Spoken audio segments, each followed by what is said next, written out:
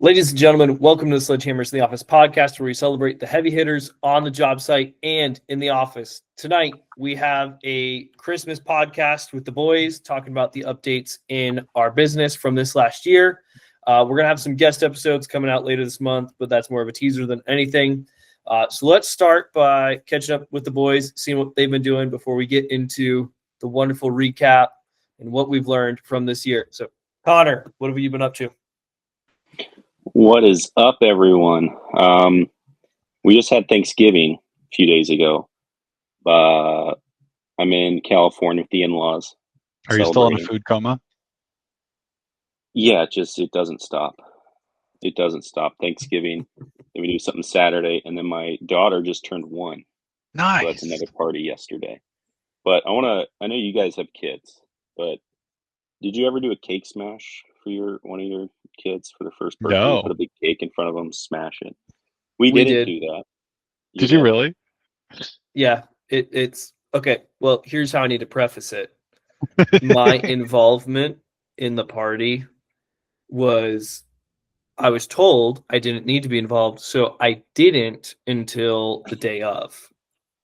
And Nice. so there was a cake smash, and it was with fondant, so he couldn't smash through it, so I had to do it for him. Your involvement in your son's birthday was eating his cake. Nice. I had to get all the stuff set up outside and getting That too. I forget if it was food or whatever picked up, but yeah. Yeah. We didn't do a cake smash, though. We haven't fed her really any sugar. Mhm. We did a steak smash. Oh, I had a okay. 42-ounce bone-in ribeye, and she picked it up and was gnawing on it Oh, for hell like yeah. 20 minutes. And Yeah. just chomping away. So that was our steak smash. A lot of fun. Okay. All right. People came over and hung out. So also, Dad had a birthday. That's what I've been up to. Got invited to that. Felt like a real moment in our friendship there. So that was fun. Well, I didn't get invited, so I guess I wasn't moved important away. enough. Moved away. Well, after all of your non-invites, Alex, we just kind of decided to move you to the bench. Finally caught up to you. Fair enough. Finally caught up. Yeah. What about you, Thad? What'd you do?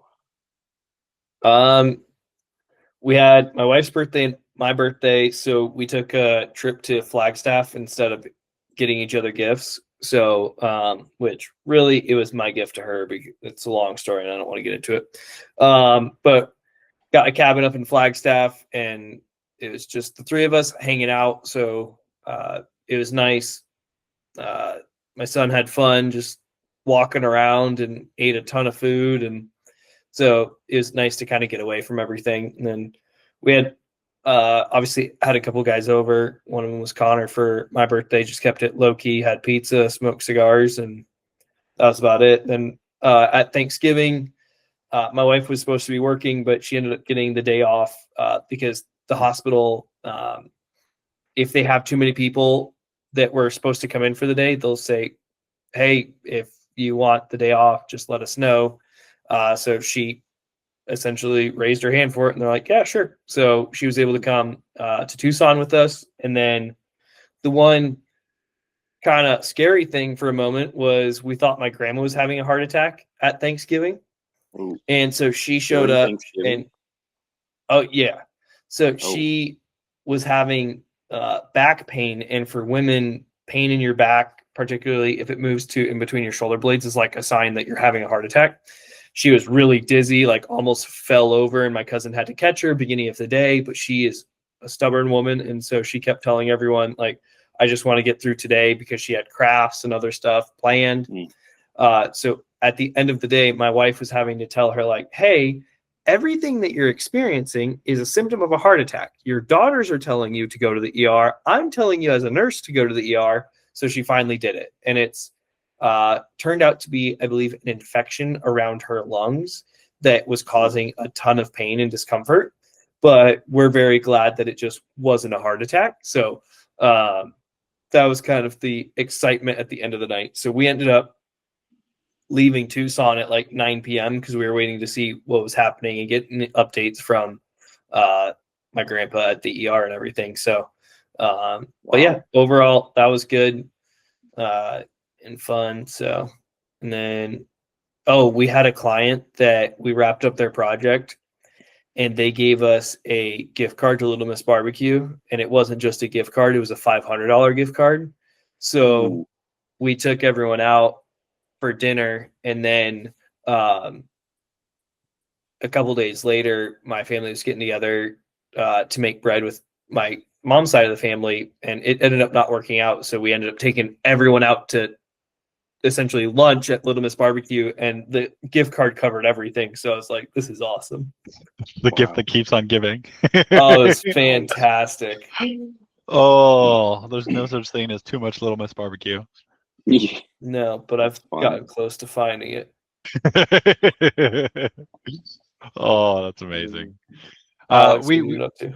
Yeah, we decided it would be a great idea for the week of Thanksgiving to drive my 2-year-old and 8-month-old from Wisconsin to Colorado, which is 16 hours.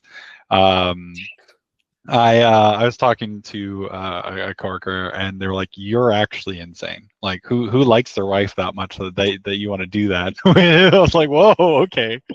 And we split it up into 2 days. So my wife found this hotel in Omaha, Nebraska, which is like exactly the halfway point. So we did 8 hours each day.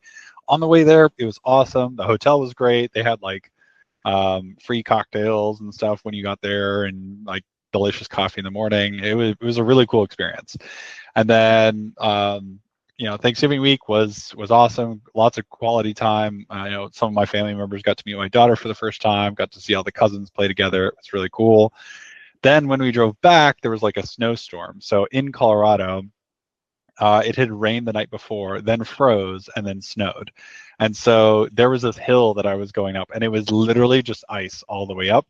And my car, as I'm going up, is like sliding to the side every like few feet. Like the light that's showing you don't have any traction is just flashing. It's just strobing. There's a truck in one lane on the left-hand side who's just stuck there because he's got rear-wheel drive. He ain't going nowhere. And so I'm like sliding. My wife says a couple times, like, "I think we should turn around." I was like, "I need you to be quiet so I can focus on driving." And I was just like, "Nope, we're getting up this hill." Because I was like, I do not want to turn around and try going down this hill. That's going to be 10 times worse. Is it one of the few times where, like, as a husband, you need to kind of look at your wife and be like, "Hey, I need to just handle this right now. So once we get through this, let's start talking again." It's like, exactly. And then we hit the highway, and the highway was salted and everything like that. It was honestly pretty fine once we hit the highway. There were a couple sketchy parts in Nebraska where like underpasses that just get like gnarly wind and stuff. So the ice underneath, you're going like 60 miles an hour, and then you just felt the entire car like shift to the right. Like, that's not a great feeling. It doesn't feel great. What are you driving? A VW Atlas. So it's a bigger car. This particular version's only front wheel drive. There are all wheel drive versions of ours, but when I bought the car, it was in Arizona. I'm like, I'm never gonna need all wheel drive, and it'll be more gas efficient. That'd be a time where it'd be really nice to have all wheel drive. But honestly, it handled things like a champ. There were definitely times where we were sliding around a little bit, but it wasn't anything like too crazy. But I'll be lying if I say my butthole wasn't definitely a little puckered during some of these parts. And there were more than a couple times where I was like, "I love you. I need you to be quiet right now because I just need to focus on driving." Because it's like this part is, white knuckling for sure. Mm-hmm. Yeah. Wow. Well, glad you made it back. Yeah, me too. Thank you. Yeah. So have we planned when we're moving back to Arizona? Not yet. No, come on. I used to do it for you. You've had your fun. Come on home. Yeah, you're a little I mean, fun. there's a foot of snow in the backyard right now, and my kid loves it. Like my son is such a snow kid. So I like looking at the snow. It's just when it's icy that I'm just like, not the best. Yeah. That makes sense. Well, that's fun, guys. Oh yeah. Yeah. All right. Well, before we get into the business part of everything, we need to talk about our wonderful, fabulous, generous, unofficial sponsor. Let's see if the camera allows me to do it. Oh no. It's gonna block it all. Oh, wow. there you Shamrock go. Farms. Triplets. Wow. Yeah. Are they just sending you pallets of the stuff now? I mean, between my birthday and everything, they might as well. So, just been chugging those things down, and then just so everyone knows how legit we are with this, that Connor is out of Arizona right now with his family, and obviously you can tell by watching the podcast he looks a little tired. He's running around with kids, family, all that stuff. So we're like, if there's one pick me up that he needs right now, it's not a White Monster, it's not a Red Bull. I was like, we will DoorDash you some Shamrock Farms. I don't care if I've got to go find someone who will take it from Phoenix to the undisclosed location that Connor's at right now.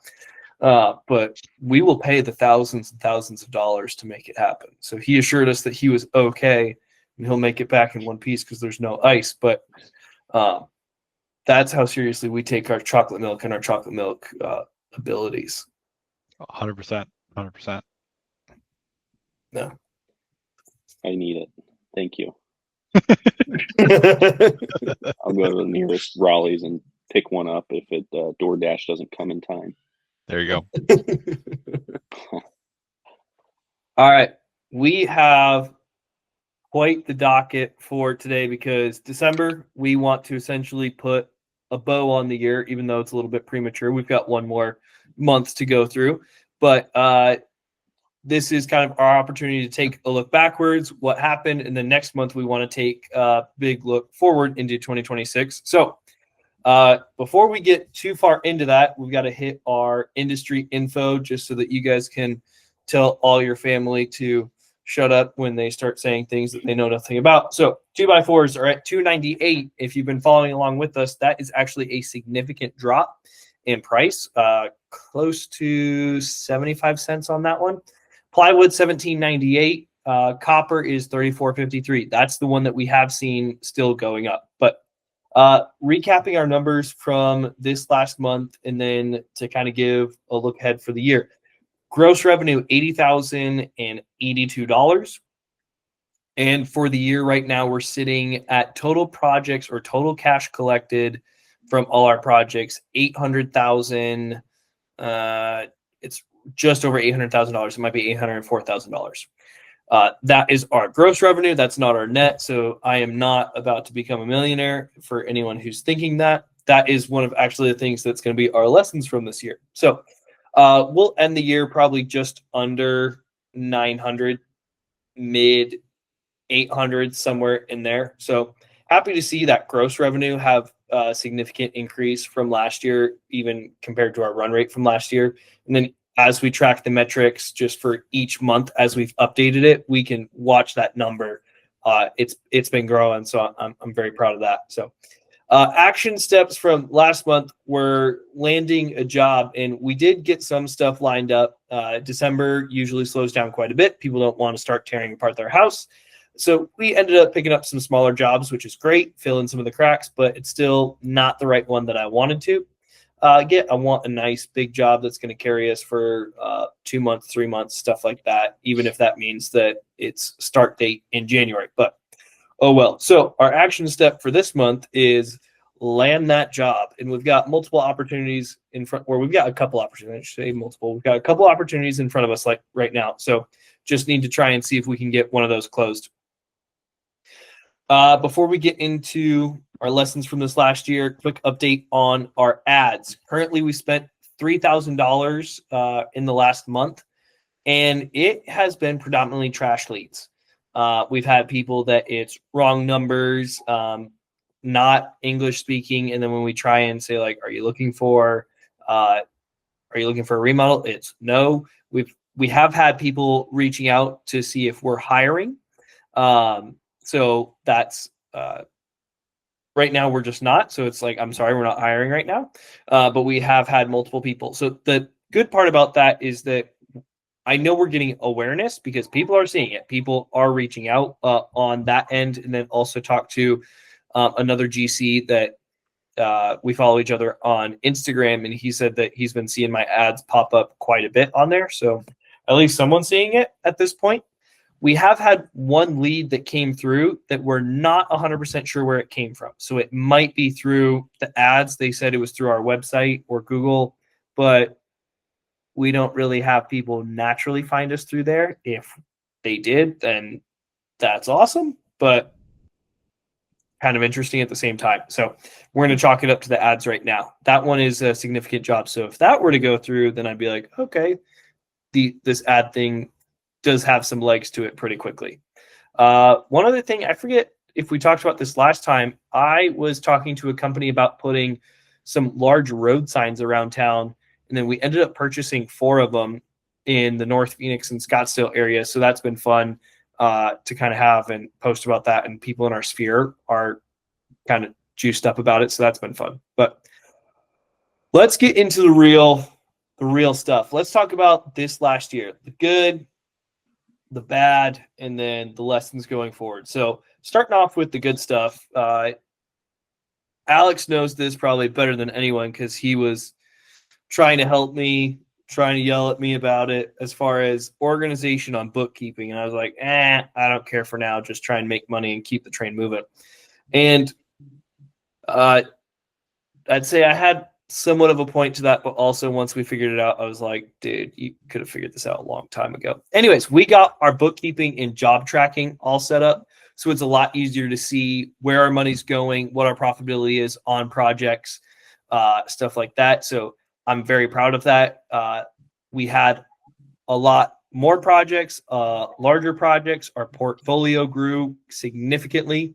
I was putting together the new portfolio books that we hand out to some of our people that we're doing walkthroughs with, and it's just filled up so much. And we have a couple more by the end of the year that I'm still going to be putting in there. So super happy about that.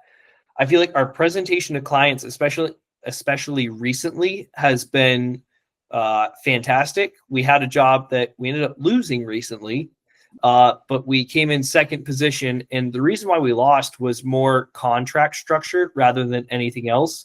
And when I say contract structure, it was not one I was going to compete on based on, long story, doesn't matter for what we're doing right now. I stayed in the lane that I was supposed to be in. They were very happy with us. We're getting similar feedback on some of our projects as far as like either, hey, not now, but they're very excited with what they saw from us. And that has been a big focus for the last 90 days. So I'm very happy to see that just being executed and getting the feedback on that. So we've got training videos that have started. We have a second YouTube channel that is essentially like our Sito building channel exclusively. And it really right now is just training videos. There's private videos where we send scope stuff to other contractors, but we're trying to just record stuff as we're at a job site, as we're doing the thing. So it's fantastic that we're getting that going. That's something I've been wanting to do for a long time. And then this year, starting to delegate more. At the beginning of the year, I would have told you, hey, Sito building, we're a general contractor that does demo, framing, trim work, and the management of a project. Now I say that we are managing the project and we also do the framing on the project. We've had it where demo is now being subcontracted out, trim work's being subcontracted out, and it's helpful for us because as we've had a volume in jobs, it's allowed us to have a little bit more bandwidth along the way. So that is, I would say I'm very early on the delegation part. I've got a bit of a control freak side, and it's also sometimes I don't know who to always hand those things off to.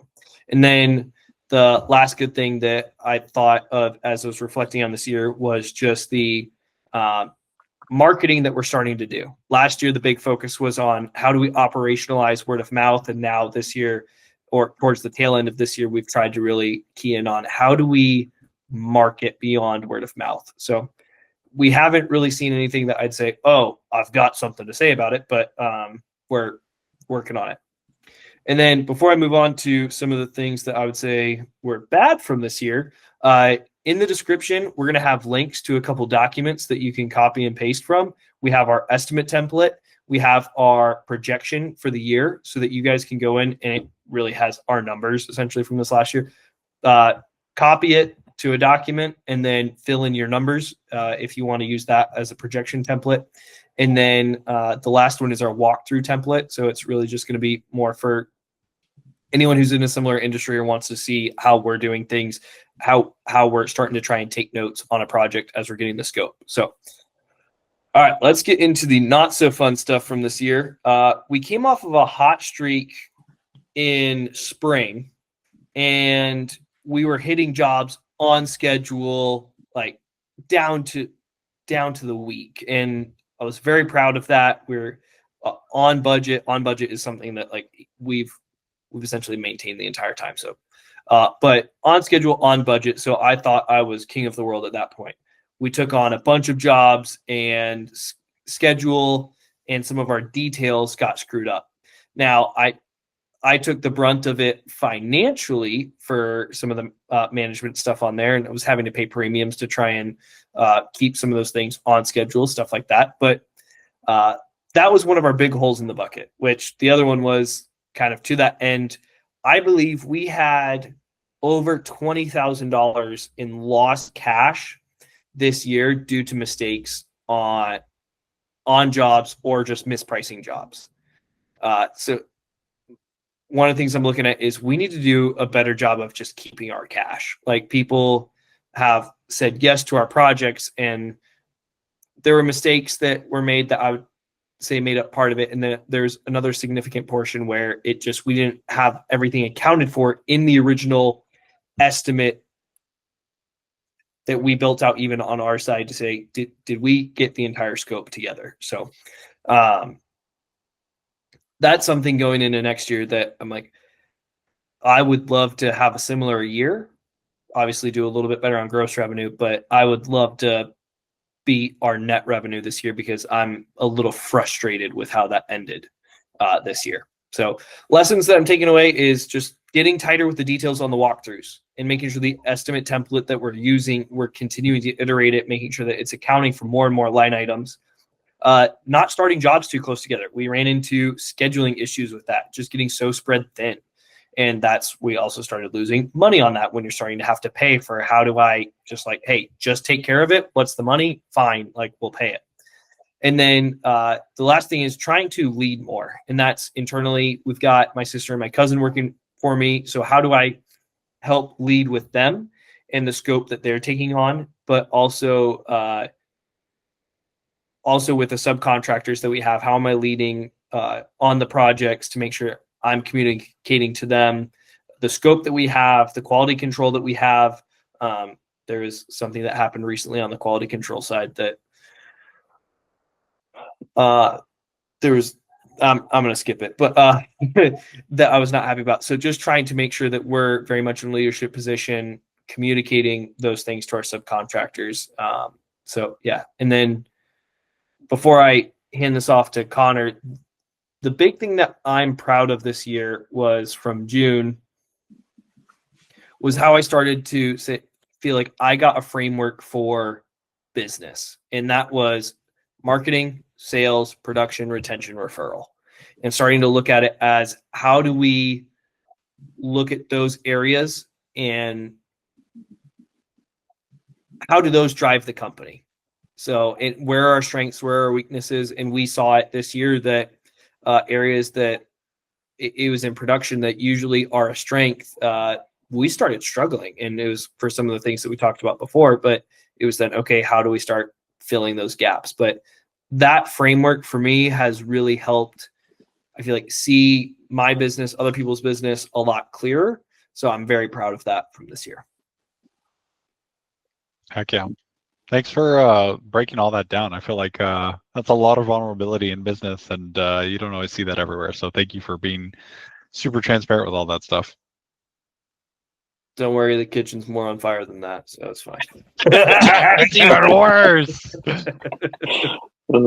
It's not that much worse. It's actually like, I feel like that's a fair assessment of how it happened. Where do you think you are this year compared to last year? Because I joined, I don't know, halfway through this year. I mean, you're obviously headed in the right direction. Well, just overall. In the revenue side, you're hiring more, you're getting more jobs. Obviously, that's increasing. But You feel like revenue, getting a good revenue, we're grip killing it. of, yeah. Revenue, we're killing it. The net side, I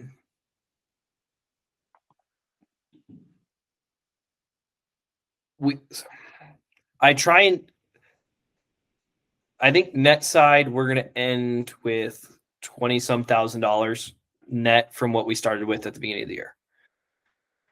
Off of $880,000 worth of projects, I feel like sucks. And I'm not happy with that. The out that I give myself is I brought on 2 part-time employees during the year.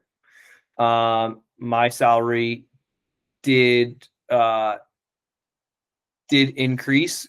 We had just like family expenses that so we were able to do that.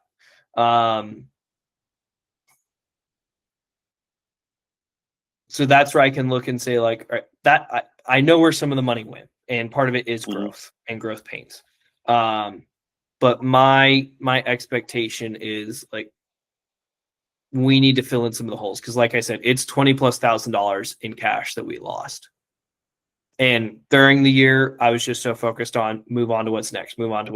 And as we've had a little bit more time, as things have slowed down in December, I've started to get, as everything's settling out, that's where now I'm looking back frustrated with, like, I knew it was a problem back then, and it was like, all right, learn from the lesson, move on. But everything was so like just moving so fast, and I thought it didn't matter because it was like, there's a lot more money to go make, and we just weren't bringing in the net revenue that I wanted to at the end of the day. So does that answer the question?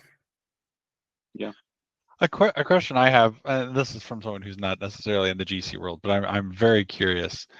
Is there ever going to be a point where if you get the walkthrough and the estimate template perfect, that you'll be able to avoid any and all issues? I just really? So this is there's a conversation I had with Alan Crawford, and he was on the podcast a couple of years ago, but I had a conversation with him earlier this year, and I had him look over our projection. This is going into summer, and show him the numbers and everything. And I was trying to show him everything front to back with the contract, stuff like that, and just ask for his feedback. And one of the things he told me was, the way that you make money in business is the $50 bills that you can put in your pocket. And I was like, okay. And we talked about it for like small things, as far as like, hey, if you have a framing job, make sure that you account for, I need a box of screws or nails for that project. But if you have leftovers, sometimes you're still going to charge for that box of screws or nails, but maybe you have it as leftovers, so you don't need to go spend that money, and that's the $50 that you can put in your pocket. Now, I talked to another gentleman about his company and how they start to factor things into their markup, and they have it where they're accounting for more things than what is necessarily on the estimate. So it allows them to do 2 things. One, when the customer asks for it, the number's already baked in, so they can say absolutely. There's no contesting it with the customer like they may have used to before. So they get the extra level of customer service. And then on the other side of it is, if 1 in 4 clients ask for that thing, that's the $50 that you put in your pocket. When he told me that, and that was a couple months ago, it's like the 2 conversations connected. So Gotcha. That's where it's building your projection, where you're not building to the absolute edges of your, hey, this is how much money we should make on it. There is that buffer room, but it's that essentially that's how they talked about doing it. And that's how I believe that it can be done. And we can do it going into 26 and 27. Gotcha. Okay. No, that makes a lot of sense. Cool. Sweet. Thanks, Dad. I'll get into my stuff and then just a general, and then talk about the year recap. Active listings this month are 28,700, or that was last month, sorry, 28,700, and this month 27,800. So we've decreased listings about 1,000. and partly due to late in the year, who wants to sell their house this time of year? Just fewer people want to. Closed listings last month 5,800, and this month 6,300. So we actually are seeing a little increase in closed listings, which is a good thing. Interest rates, and I think it's partly due to these interest rates. Last month were 5.55.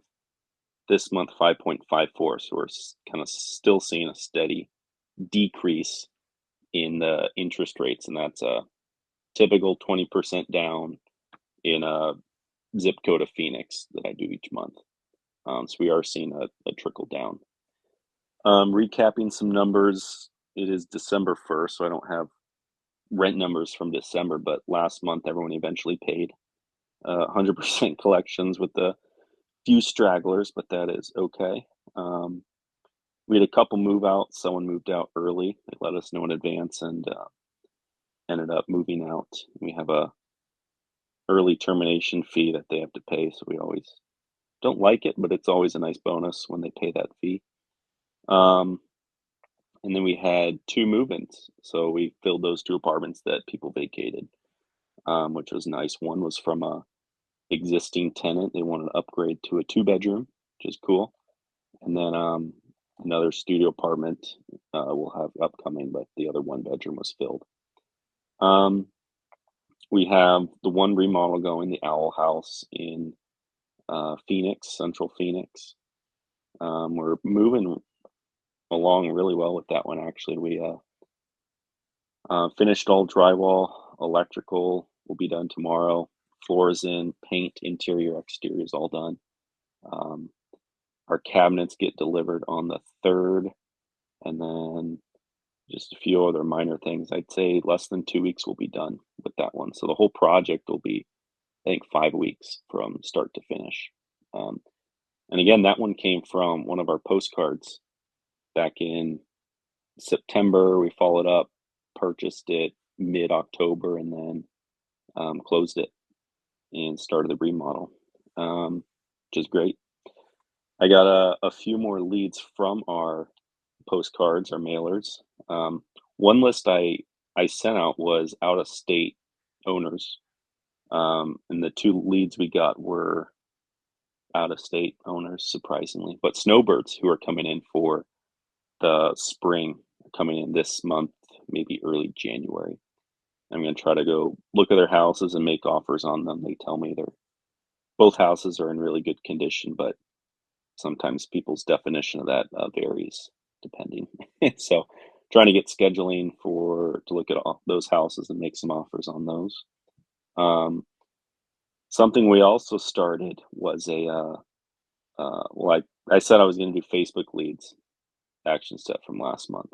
I didn't end up doing that, but I did end up signing with a cold call company to Okay. get leads, and heard from I met with another wholesaler in Phoenix, used a company they recommended, and you can provide them the list you want them to call. They got one cold caller, and I've gotten, I believe, 8 leads from them, 6 leads from them in about 10 days. So they say maybe 1 a day, 1 every working day of the weekend. I have Okay. 6 leads, and I've How gone do out they? through the house, which is great, which is more Yeah. than my more than my mailers. I'm out of state right now, which, too bad, but I have 3 people that came in last week that I'm trying to schedule for when I'm back in town Thursday, Friday, Nice. which is So awesome. how do they, or like how do they structure their cold calls? Because I've seen so many different ways of doing it. Are they doing it per lead, or is it just through people called? How do they measure success? Yeah. So they say between 30 and 40 per month. 1 per day is kind of what they estimated for my market. Okay. And then you're just And paying for that flat fee? I pay them, it's month to month. We have a Mhm. month to month contract. I can, I guess, cancel at the end of my month, so I'm not locked in for a year. But I pay a monthly fee for that, Okay. and then I pay for the skip trace leads. So each month they need 12,000 skip trace leads, and they work that whole list for the whole month. And then Okay. the next month they need a whole nother 12,000. So that, and I own that lead list once. I Mhm. own it today, so I can receive that back. It's 10 cents per skip trace, so it's about was that $1,200? Mhm. Maybe it's 8 cents. It's around $1,000, and I pay them $1,400 Okay. So all in for the cold 2,400 a calling. month for that. Hmm Gotcha. Okay. And they And you, estimate 30 leads, so that's $80 a lead, which yeah. it's pretty good. I'm in a high ticket sales, so um, from I talked to a few other companies. They're pretty much right around that same thing, same Gotcha. pricing for cold Okay. calling. Do you give them a script or do they have their own script? No, they have their own call center. So I Okay. didn't hire the cold caller. I hired a company, and they have a Mm. whole call center Okay. um, Interesting. for that. hmm Um, so I don't. I think I can request the calls. Mhm. I haven't though, but they have their own script. But Okay. company's local out of Phoenix, but their call center's not local. But I've already been to two of the leads houses, and then four more kind of came in while I've been out. So trying to Nice. schedule those for when we get back. But a couple of them, they say their house is in great shape, and I want houses that are remodeled or not remodeled. So I want to remodel them, flip them, or wholesale them. So I'm working with a realtor partner to refer some of these good leads out to, and then I'll just capture a referral fee for them. So I'm meeting with him Friday to do that, and that would cover a lot of the marketing costs, which is pretty cool if we can do that. Nice. Gives him a lead source, gives me a referral fee, so it's all good. Um, and then another action step was the mailing sequence. So we're still mailing. I have 8 different lists. We're going to mail every 8 weeks, so a new list every week for at least the next 6 months, maybe the next year. So they'll get, what is that, 6 different mailers from us for a year. And then I can start hitting them every 8 weeks. Just, I think, from what I've talked to people in the industry, that they need, no one's, maybe not everyone's ready today to sell, but if they know I have that card. And it's the last house we bought, the Owl House. I asked the homeowner, "Why'd you choose us?" And he said, "Your card was just the first one to come in." And he said, "I got 2 others, but I called you guys first, and it was just the first one." So it really is a timing thing. And if someone's looking to sell, you know, Thad, you were a realtor for a while. It might not be today, but it might be 6 months, might be a year. And people have different circumstances. So just sending that mailer to Mhm. them as a With reminder mark. hmm to that point, like we're taking that very same approach on our cold outreach. We're having Yeah. consistent cycles where we follow up with people because we look at it, especially on the designer side, that they might have a contractor that they partner with now, but who says that in 4 months they don't get upset with what happened or some kind of Yeah. rift? And it's that moment of, hey, maybe there's something different or better out there, and just as long as we have that consistent thing. So yeah, absolutely. Yeah. It's very much a timing thing. And even for us, when we're buying big things, it might not be this month, it might be next month. So just keeping following up and keeping that channel going, because I think it will pan out. Um, Action steps for next month. I think we're about 2 weeks away from finishing the Owl House, and then we're probably gonna wait till the new year to list it for sale, but then list it for sale then. The goal for this month is 1 to 2 more houses under contract or referral or wholesale. So from those leads we got, 1 to 2, we want to turn them into something, and I get about 1 a day from the cold calling list. Um, so 1 to 2 of those leads turn into some revenue producing thing, which is good. We have a few more single family home move outs for December, so just getting prepped for those. some of them we know they're going to be a mess. So mentally preparing for that. And just some highlights from past year. I joined halfway. I think it was May, maybe June. I'm not sure exactly when I started the pod, but halfway through the year. But this past year it was I'd say slower than some years, but a lot of learning. And this year was my first business year while having a kid. I think it was for you too, Thad, and that's a feat in of itself. Trying to run and manage a business and also have a baby. Absolutely. So that was the biggest thing: how to manage wife, baby, business, boo, baby, business. How about that? So The 3 Bs. the 3 Bs.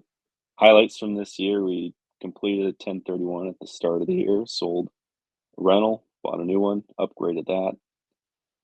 We refinanced 3 houses. We bought 3 properties. I represented 6 clients. I leased 61 properties. And then I leased 1 parking space. And then completed 5 remodels. And that parking space, I think, is my biggest accomplishment of this year.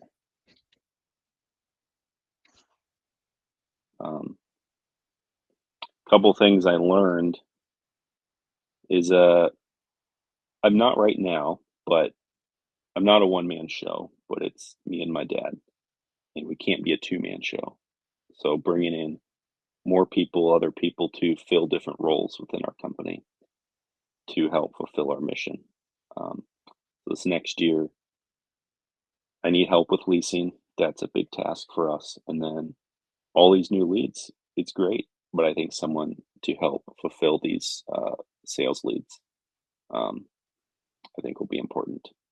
Kind of what you said, Thad, on business is how many $50 bills you can put in your pocket. So this year we for our new leases we turned on non-refundable cleaning fees again at the start of the lease. We've done that in years past, but we stopped it for 24. We felt like people were asking too many questions. What's this move-in fee for? And people were getting upset. But we turned it back on this year. And that's a fee that's non-refundable at the start. It covers cleaning if there is cleaning, or it just goes into our pocket if they leave it, the place clean. So just that $300 cleaning fee at the front netted us an additional $8,000 for the year, basically not doing anything else, and like 16 characters on the lease, non-refundable fee. Yeah. And we were able to turn that back on, which is cool. So overall, 2025 was a slow year with decreasing rents, higher rates. Maybe they're coming down now a little bit, and then just longer leasing periods for us. So things were vacant longer. Rents were decreasing a little bit, but we used show digs, added new software, show digs, to help lease properties and show to save me time, added the cold call company, and then did the mailers, so direct to consumer marketing. Learned a lot and excited to go into next year. So good year overall. I feel like it's been fun to watch, especially as we've just been kind of communicating more just as over what you're doing through the podcast and stuff like that, to just look at, like, especially the cold calling, the marketing mailers that you guys had going on. And then even I remember I was cleaning up a garage and we were talking about like what it would look like for you to start hiring people. And I feel like it was within a couple of weeks that you're like, yeah, I'm already taking steps to do it. Like, your implementation on things is fantastic. And so just even watching it this year with what you've started to execute on, like the last 8 months or whatever, 7, 8 months, whatever it's been, it's fun to watch because you pair that really well with consistency. And the analogy that I've used with Esther and Ethan recently is, and I actually stole it from a boss that I didn't like, but it's like a train where you start out and you're just the one car that's pulling everything. You're one car pulling just you, and then you start adding a car on the back of it, and then we can get so distracted by things that soon you're dropping a car off, and it's like, no, every car that gets added to the train you need to maintain. And I feel like you're so consistent, you're very methodical, but usually those guys don't implement things quickly, so you're sitting in this very unique spot of handling both of those really well simultaneously. I appreciate that. I feel like in years past, I would act on things quicker, and this year I feel like I'm acting on them slowly. So for you to say that, it's, I think a lot of changes did happen this year, implement a lot of new things, but it's cool to hear you say that. And I don't know, it feels like things are just moving slower, but also I know it's a more of a steam engine with the marketing. It's gonna eventually, roll on as we keep doing that. But I appreciate that. Yeah, and I think with it, you're also willing to give everything a chance. Of like when you've done mailers and stuff like that, you're like, all right, I'm going to give it some time. And if you had cut it off too early, you probably wouldn't have gotten the lead that you had gotten. So I think stuff like that, being willing to give things a chance to actually go forward before you make your decision, I think that's wise. And it's very easy to see, oh wow, I've spent X amount of dollars here, this really sucks, and then want to move on immediately. But I think you're willing to give things at least a little bit of time, especially in real estate. It does, some of that stuff takes longer and it has longer lead time. So being patient is definitely a virtue in a lot of those aspects. Yeah. Oh, thanks. I got two stories. One, back in August, I was talking to a company. They would do cold calling for you, and then basically just hand you the leads. But they wanted, they were building this whole system out, and they do a 6-month contract at a time. And it was 25 grand to basically give you 40 leads a month for 6 months, and they guaranteed them. And I was on the phone or having a Zoom meeting with them, sales call, and it's one of those where they want you to sign right there. So he sent me the contract. He's like, I'll stay here and you can read over, and then we can move forward. So I'm reading through it. I'm telling him, I need a night to think about it. I wasn't planning on, wiring you 25 grand today when I woke up, so I probably won't do it now. He goes, what other information do you need to know? And I go, I don't know what I need to know. I just need a night or a day or a few days. He goes, I usually make decisions pretty quickly, and that's the high intelligence in me or something. I'm like, so because I can't make a decision, my decision is no. But because it was just one of those things where, I don't know, careful with high pressured sales calls like that. Yeah. But I think we're doing it month to month with cold calling. I think that'll be better overall. Second story, Owl House. I had a bunch of furniture. The lady left basically all the furniture. So I've been slowly selling it on Facebook Marketplace. It's funny because it lines up with your Wickenburg. This guy from Wickenburg comes down, and he's buying just a corner dresser, like a glass. Real quick. Yeah. I don't think we've talked publicly about my feelings on certain projects. No. You're just from Wickenburg. Go ahead. Okay. Just from Wickenburg. So this guy comes down. He's a cowboy from Wickenburg buying a $120 glass dresser, and he's talking for a while. And he says he has a daughter, and I ask if he has any grandkids yet. And he looks at me dead in the eyes and said, guys like you and me, we're not ready for grandkids yet. And I go, this guy's 60s, late 50s. I go, I think his name was Steve. I'm like, Steve, how old do you think I am? He goes, 50s, 60s. I go, what are we doing here? I said, I have a 1-year-old. I'm like in my 20s. And the conversation shortly ended, and he drove back up to Wickenburg.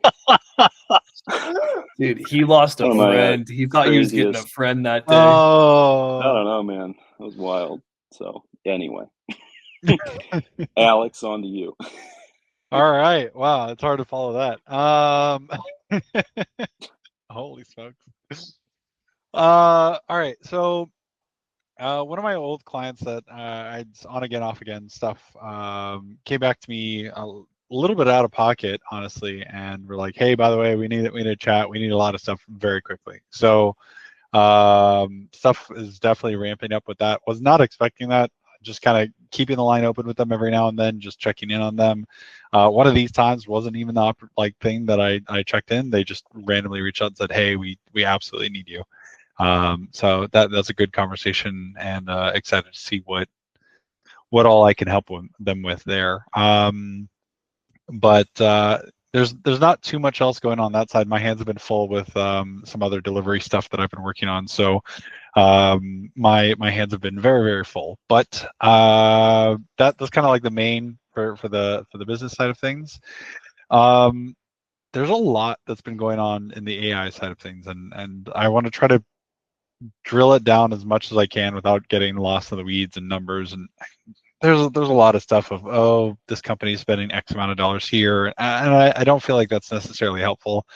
We all know lots of money's flying around, so I'm trying to go a little bit more actionable here.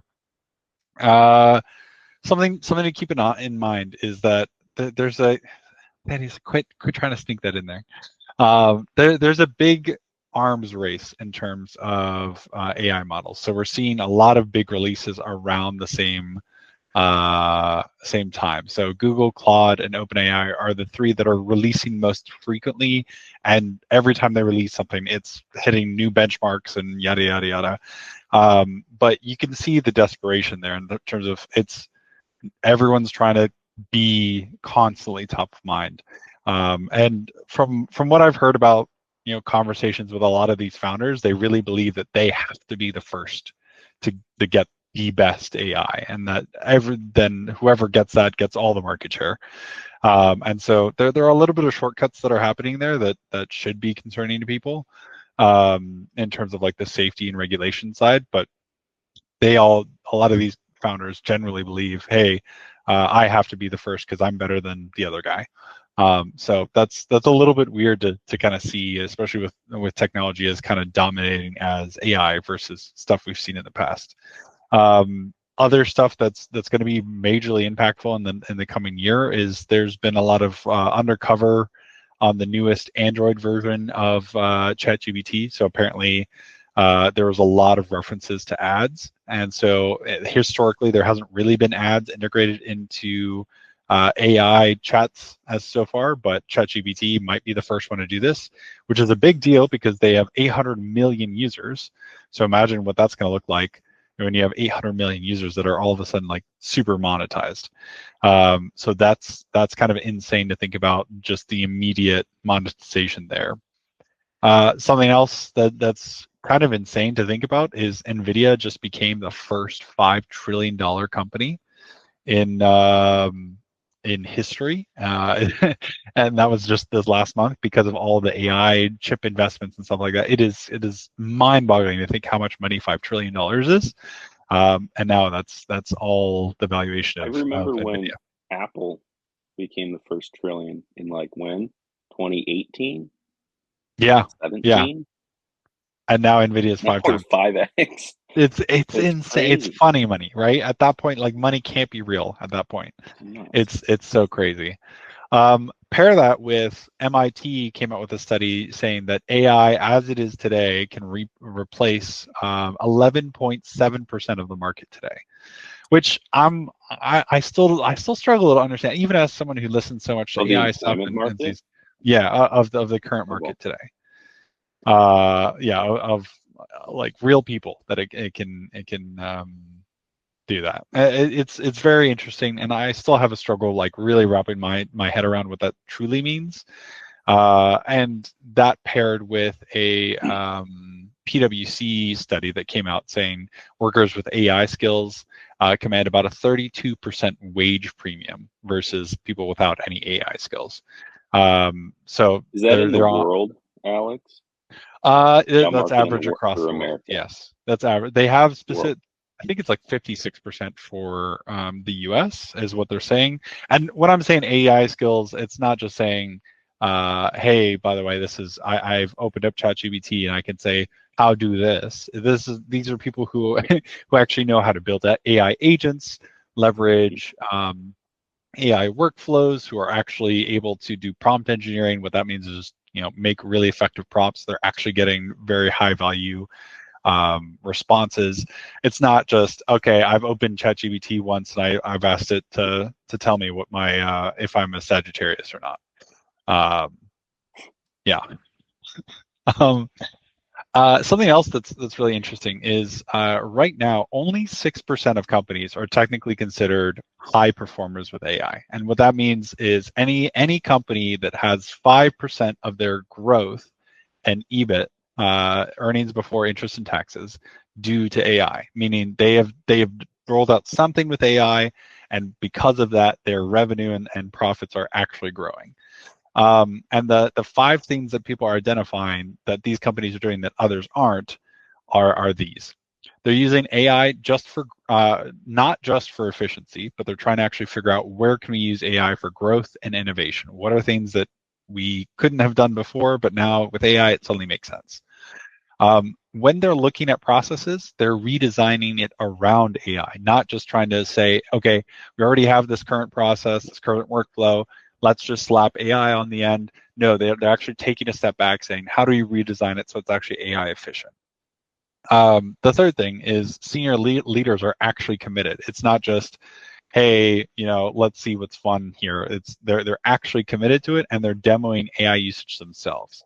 And the scary part here, and I think this is a little bit of a gut check for some business owners, is you might think, oh, well, I got a subscription to Claude or ChatGPT, I'm AI enabled.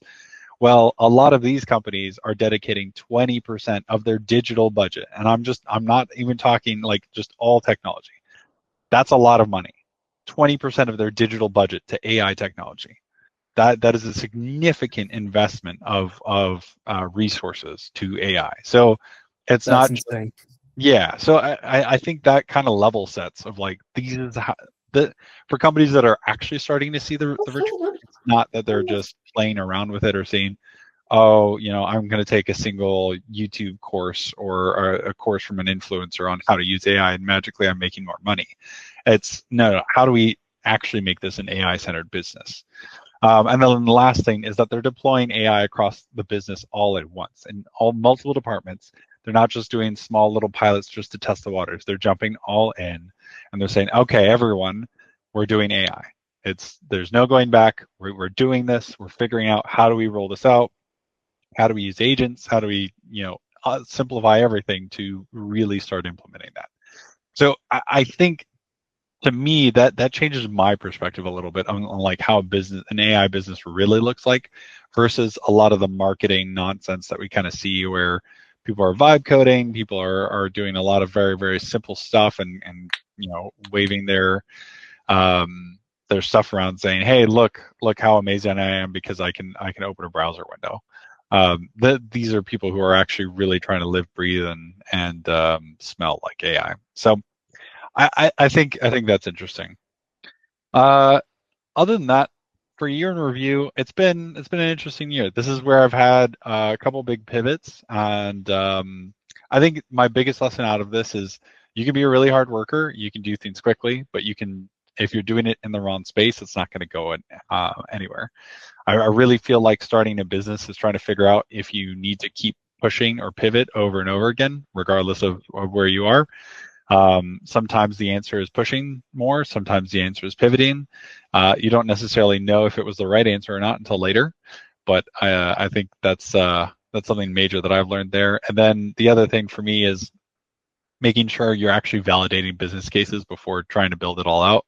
I think there's been quite a few times that I've gone way too excited about a concept or business case, started focused more on the development rather than the marketing or testing, and end up with something that either no one cares about or just isn't worth building. And you kind of build yourself into a corner there. So I think those are my biggest takeaways from this year. Yeah, that and taking a step back. I think for me, taking a step back has been very, very rewarding in terms of sometimes you can be so heads down that you miss a lot of stuff. So I think, yeah, overall, those are my 3 my things. Which I would say to that, I think something that the three of us have learned this year is we're good at our jobs, but marketing is so much more important than we had even realized. 100%. I think that we understood we can sell, we can create that personal interaction between people, but how do we get actual leads, period? Yeah. How do we get prospects, period?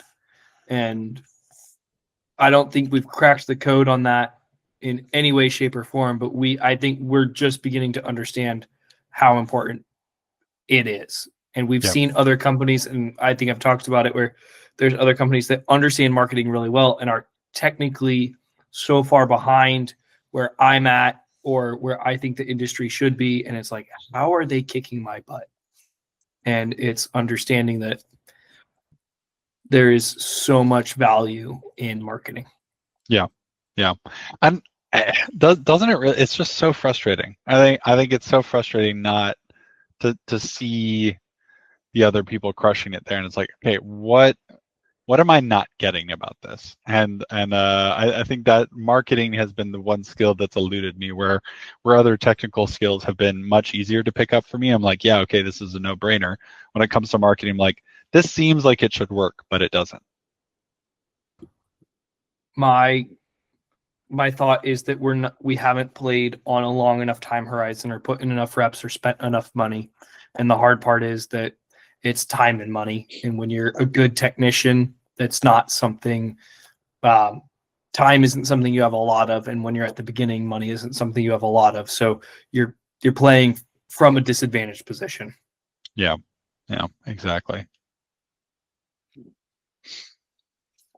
Yeah, my problem was always if we get a lead for a house, there's only so much money to buy the house. But since we're now flipping more and wholesaling more or referral more, those leads can actually turn into, small base hits each time. We don't have to keep it as a rental for 28 years, but it can be flipped and that money can be used back for marketing. So that's true with the marketing. That's interesting. We're all learning that this year.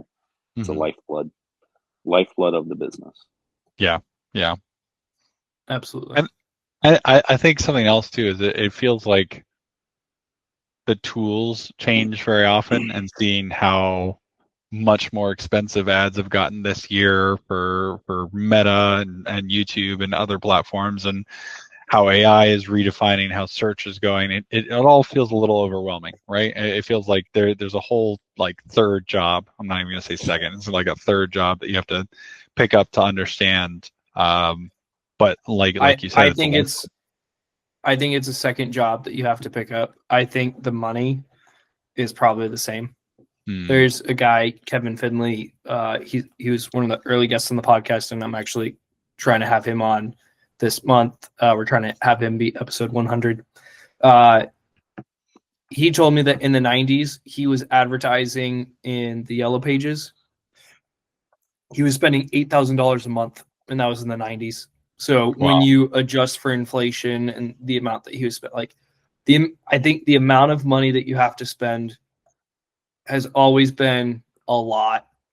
The amount of time that you have to put in has always been a lot. And it's the hard part of, okay, I've got a hole that I need to dump money down to try and fill in the ignorance that I have. And it's additional time that I want to be putting into making the product or the experience better.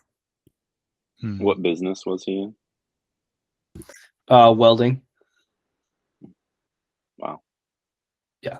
And so there's some other there. I'll tease it a little bit. I started meeting with him roughly 2 years ago, and he started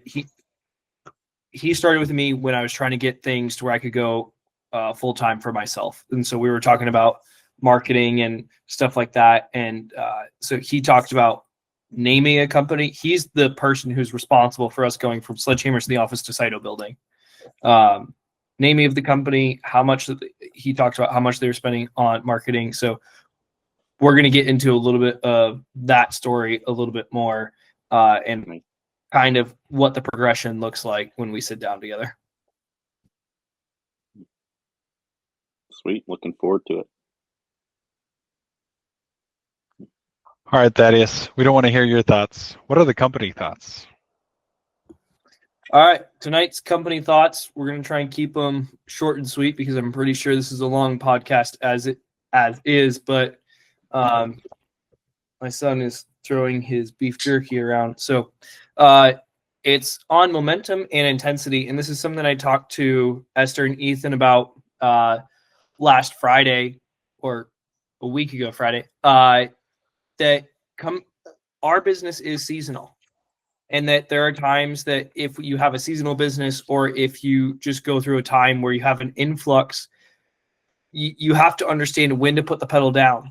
And when things slow down or when they relax, it's how do you take advantage of that time but not get acclimated to this is supposed to be normal. Because we know that things are going to ramp up again, or we know we're going to go through a busy season again, and we don't want to start having the entitlement of, we should be able to only work this amount of hours, or this shouldn't be my job, any of that stuff. It's that this is a breath. It's like swimming. Your head's supposed to be in the water, you're working, you're feeling that fatigue building up in your lungs, and you get a breath. But you need to put your head back in the water and keep going.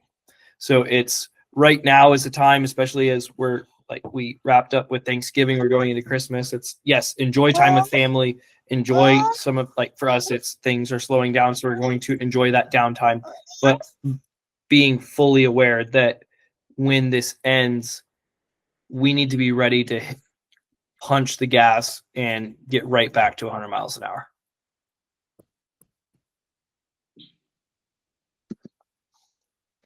All right. I agree with that. All right, guys, where can they find you? You can find me at control-analytics.com or on LinkedIn, Alex Von Reich. I'm on Instagram, Connor Tyke Real Estate, or our website, 4csre.com. Really sorry about this, but are we committing to that website? We'll talk later. Can we get a new domain? We'll talk afterward, but let's buy a new domain name. Sito Building on Instagram, sitobuilding.com for our website. All right. So until next time. I hope it's accurate. Your Wi-Fi fast. And your work blessed. Merry Christmas, everyone. See ya.